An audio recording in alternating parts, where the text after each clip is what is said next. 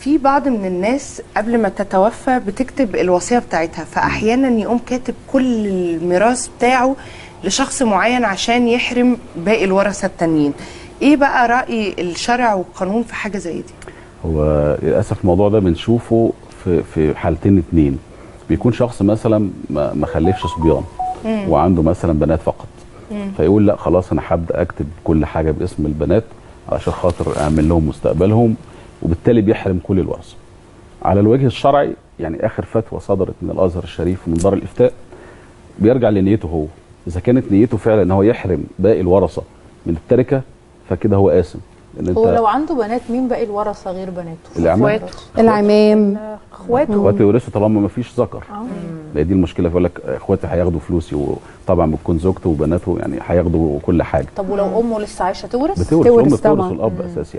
حتى لو هو كاتب ليهم كل الوراثه؟ ما دي لسه كنا هنحددها بقى. اوكي. هو دلوقتي لما يكتب كل حاجه باسم البنات عشان يحرم باقي الورثه، في الوجهه الشرعيه زي ما قلنا دار الافتاء قالت خلاص هو نيته، اذا كان نيته ان هو يحرم باقي الورثه فخلاص كده هو آثم وتعدى على حد من حدود الله. ولا يتحاسب. ولكن برضه يعني هي بالعقل. يعني انا عندي تركه مثلا كبيره جدا هكتبها كلها باسم بناتي، وانا كده يعني بعمل ايه؟ ما انا بحرم باقي الورثه. الا اذا لو كتبت لهم جزء مثلا او اديت لهم حاجه معينه في التركه ديت عشان يحموا نفسهم بيها او يعيشوا بيها والباقي يتوزع، خلاص انا كده في نيه طيبه. طب لما الباقي يتوزع، معلش يا بنات، هو كتب لهم جزء وهيفضل الباقي، البنات هتورث برضو شرعا في الجزء الباقي مع باقي الورثه؟ هو المفروض ان هو لو كتب لهم جزء بيندرج تحت ان هو ادالهم هبه. فدي يعتبر ادالهم حاجه في حال حياته، فيرجعوا يورثوا تاني بقى في الحاجه اللي موجوده دي.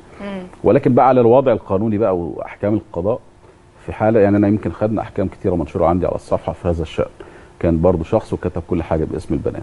المحكمه بتبطل العقود اللي تمت ما بينه وما بين البنات بالبيع والشراء، وبتطبقها في حدود التلت.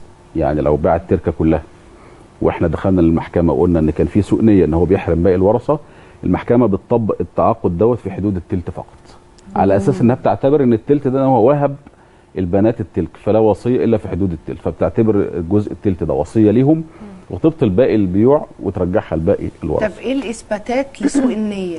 يعني ايه اللي المحكمه بتطلبه مننا لسوء النيه عشان ااكد ان هو كان ما عندوش نيه سليمه؟ اخر حكم عندي يمكن انا كنت نشره، المحكمه سببت حكمها ان البنات كانوا في سن من ال 21 و 22 وشاريين عقار من والدهم يتعدى ال 25 مليون جنيه، فقالت ان ما عندهمش القدره الماليه اساسا ان هم يشتروا عقار بالثمن ده.